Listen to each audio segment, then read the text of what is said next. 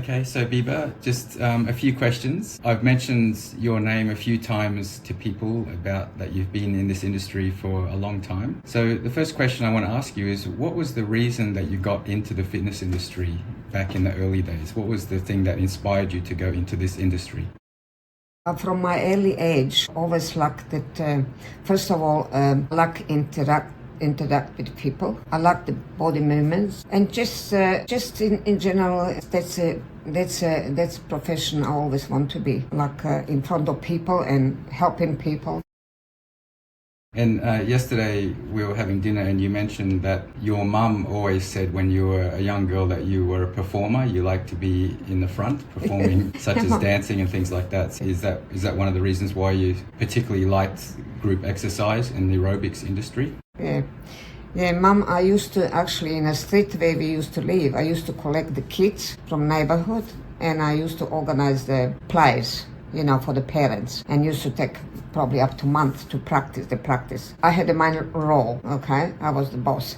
So, and that's when Mom found out I'm actually teaching aerobic classes in front of people, she said, finally you find where you can actually perform in front of people. That's actually Biba. Yeah, wow. And I remember when I was a child, we would go along to watch some of your classes, and in particular the aqua aerobics classes. I think you were one of the first people in Australia, I believe, to introduce and to teach aqua aerobics classes. Is that right?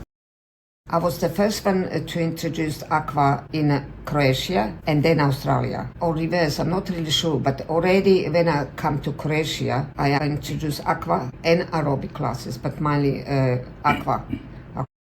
In Australia, because of different weather and temperature, and we have a lot of swimming pools in Australia. Then I introduced there, I used to have classes in different swimming pools. Yeah, and back in those early days, is it true that you used to design your own music for the classes and everything? Like there was no such thing as Les Mills and all of these systemized classes that we have now, right? Back in those days, you were the producer, the director, the actor, and performer, right? Everything. Yeah, I used to find the music, like we didn't have where you can buy, like low impact aerobic or low impact aqua, whatever, so many beats per minute, so I have to work it out, okay? So, and I used to type, and my sons used to help me to put the music together, okay? So that was, that was funny at that time. So it was quite comprehensive, and you needed to have a lot of different skills to be able to be a good instructor. It wasn't just being able to teach class. You had to design the tempo, choose the right music, do the choreography and all of those things yourself, right? So actually it was quite comprehensive. And I believe the original aerobics teachers of those days, let's say back in the 1980s, they were the ones that really built the foundation of this industry worldwide. And then later on we had more systemized brands and companies that were introduced, such as Les Mills and Zumba and things like that. But I think like the old school method was the foundation, and that's something that people always remember and relate to when they think about classic aerobics classes. They think about those days where people were wearing the Jane Fonda. Yeah, like the Jane Fonda style, the leotards and the long socks and things like that. So there's like a classic memory of that type of industry and that type of day. And I remember later on you actually got into personal training, and I believe you were one of the first personal trainers in Australia as well. And I think you helped to introduce that into Croatia. And what was the main difference between group exercise and personal training? To make that transition, what other things did you have to learn and be able to be good at?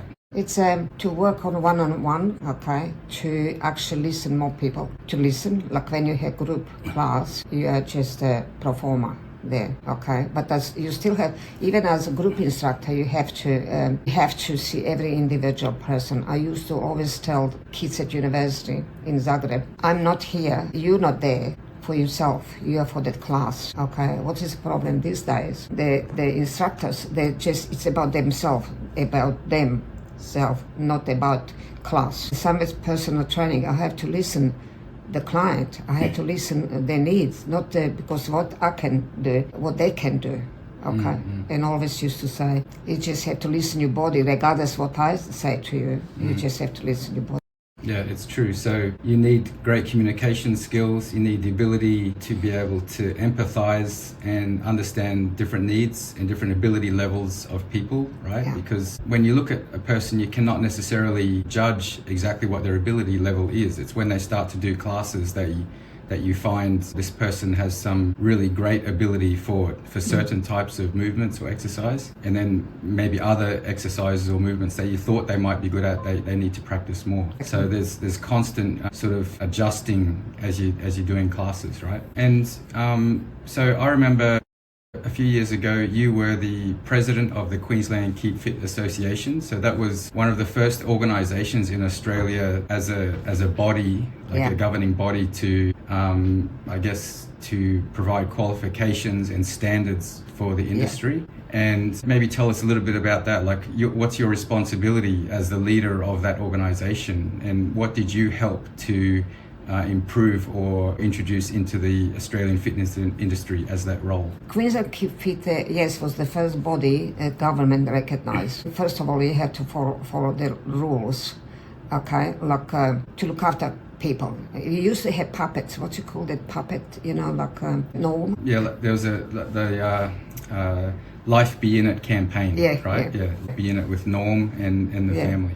Yeah, that was. And what we used to do, it was our responsibility. We had to follow guidelines, but our responsibility to find a hall to, like I used to have in all different church halls, classes, okay? It's your business under the banner, okay? But in some time you followed rules. And it was the time where actually in general population was well looked after. It wasn't, at that time, wasn't Les Mills and all that. I have nothing against programs where it's already done. I like to do my own program, but I'm Les Mill instructor as well. But I don't like when somebody it had to be me. Yeah. And I think that's something that you learnt when you were the creator in the beginning of those original classes. Then later on, a systemized business comes along. Maybe that type of system is really, really good for people who are new to the industry, and it's a great way for them to be able to have something to follow. But as one of the original creators, I think you become very attached to the music and the classes and the movements that you designed, kind of what made them unique. And I do remember back in those days, like traveling around with you to church halls and community centers and like a variety of different empty spaces where they would move the table and chairs, you know, after bingo, and then you'd hold like an aerobics class. So there was a lot of initiative required to build those businesses. I remember many of your classes were completely packed, especially at the university. I remember the St. Lucia University of Queensland. Those classes had hundreds of students that were coming to your class and following along from your classes. And that was something that just blew my mind. And I think it's something that it's very seldom that you will see something like that nowadays, because all fitness centers and many wellness centers, they hold group exercise classes. It's something that's been watered down and turned into something that is provided as a service to many fitness members. But in the early days when you were doing it, that may be the only thing that people were doing every week. Like they would come to your classes 1 or 2 or 3 times per week, and that was their exercise. They were not members of fitness centers and gyms and things like that. That was the thing that they were doing. So that's why what you were designing for them was very important for them to maintain their fitness level and so on as well. And so now, like looking forward, I think you are one of the original, let's say, masters of fitness or masters of the wellness industry. And now looking forward, what advice do you give to the new generation of fitness leaders and wellness leaders that are coming into the industry to help them and inspire them to become great and to enjoy a wonderful career like you have? First of all, it had to come from me. I used to say at university in Zagreb, if you're in for money, it's not about money, it's about people in front of you. Some classes in Brisbane, in Australia, I had 1 or 2 people when I moved to Brisbane. And I was determined I will keep going, you know, and they end up with a huge class. But people feel when you're generous, why you are in it. And it's to advise, think about people in front of you, not about themselves. Think about these people there. Another thing, the program with this design now in some classes is far too complex, too complicated. Okay, so people come from work and they come to my class and they don't want to wreck their brains. They want to exercise. They want to have a fun. Three things is important: your personality, you love to do what you do in it, and music. This is important. Okay, to make them happy when they go home, to be happy, not to think, oh, I couldn't do that and couldn't do that, and they feel intimidated. So it's had to be.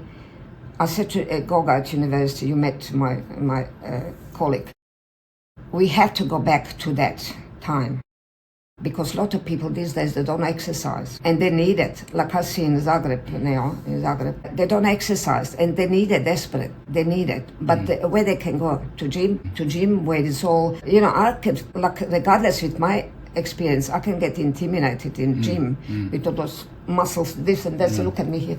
It's not about them. They don't get it. I think you definitely mentioned an important point there, that a lot of the new style of classes become so complicated that they're only suitable for the super experienced clients, the ones that have been coming for a few years. Exactly. And do the same classes, and it's like a choreographed dance routine. Oh my goodness. Definitely some great advice there. Keep it simple, because most people that require these types of classes are the ones that are just beginning, and they want something where they feel they have a sense of accomplishment at the end of the class, not a sense of failure, right? You want to let every single person, whether they're a beginner or advanced, that they do feel a little bit of challenge, but they, at the end of the class, they feel like they've accomplished something and done something new that maybe has pushed their ability to improve. So that's really, really important. And I think a great instructor is someone that knows how to find that balance of the challenge and the accomplishment, that every person should feel completely inspired and excited at the end of the class, that they've achieved something and that they're looking forward to coming back again. Like I have, Susanna, I don't know if you met her, like she remembered me for a long time, for 30 years, from classes at Sibona, one of the fitness centers. And she said, I remember your classes. And she met me by accidentally. And she said, you Biba? I said, yeah. I remember your classes. It was really fun. It is fun. That's important, to have a fun and exercise in some time. Yeah. And this is really not to be intimidated. Like I notice sometimes people, if they're not really, okay, they go on the back of the class and they hide themselves. Yeah. I want everybody to feel comfortable. And I try to bring it back again. The time when we start, and it's maybe it will be difficult, but I talked to Goga at university to bring it back. Yeah, I think getting back to basics is important. And for those people that don't know, Biba is actually considered a professor in the Sports University of Kinesiology in Zagreb, Croatia. She comes along to each of the courses and teaches people exactly what we've spoken about today, going back to basics, some of the high-low movements, and how to choreograph your movements, and how to inspire and motivate the people in the class and things like that. Like those soft skills, you cannot learn from online certifications. You cannot learn them from textbooks. These are things that require real commitment and time spent teaching classes and interacting with people. I always learnt, even the term personal training, the most important word there is personal. It's not about the training, it's about the personal. And a lot of clients that we have both had, they had come to us and stayed with us for many, many years as clients, not because of the training, but because of the personal. Because every week when they came to our classes, they felt they could communicate with us, they could express their emotion, they could get fit and healthy, and they could feel healthy and happy and inspired every time they do a class with us. So make it fun. The most important, get it fun. You still get the work done, but make it light and fun. Like one of the students at university said to me, Professor Biba, I can actually do 100 push-ups. Look at me. And I said, well, okay, you can do it to start with. That's a personal training we're talking about. What about if I give you push-ups, alter that, and you will be fed up to do 20 push-ups? Okay, it's not about, people don't get it. Those instructors these days don't get it. They don't think it's not about them. Like I can stand on a head, but that doesn't mean my client can do it. And for those personal trainers and instructors who are listening to this and watching this, always just be reminded, be humble. It's wonderful that you personally are an elite athlete. You can do handstands, you can do gymnastics movements and all of those things. That is really, really wonderful. However, just always remind yourself that it's about what can I help my clients and my members of my class to improve about themselves. Maybe I can teach something that I know to them. That's also great. But always just taking your emotion away from yourself and putting it in, using some empathy about your clients. Yeah. What can we do for them? What's in it for them to come to our classes? A lot of instructors say, I can't get people to come to my classes. Well, that's probably because you're not thinking about what can I do to help members in my class. If you use that heart and soul and passion, there is no question that you will get more and more people coming to your class, because the market out there for people who have the need to do exercise and learn movements and improve their mobility, the market is endless. Like, there's billions of people around the world who are potential clients to come to your classes. So that's a great way to start when it comes to business. So maybe just the final question is actually about business, because you've been in business for yourself and you've helped other people in their businesses. You've worked for famous brands such as Fernwood and a few other super brands. In business, what advice do you have for business owners to help them to be successful in this industry? First of all, they have to learn who I am, the person who they're employing. Right. Okay. At Fernwood, I was actually in charge of instructors as well as personal trainers. But I had to screen those people, okay? How they will relate to classes, not what they come for interview and they look amazing, they're fantastic and, full of themselves. So the owners of the business, they had to look at who they're employing, okay? What is the person about? Okay, and that's what, first of all, they have to have knowledge to start, and they have to feel the people.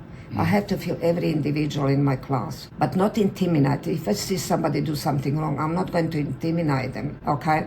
I will just show all group. I will tell everybody, this, that. But, never, ever, ever single out anybody, okay? That's about class. About personal training, same.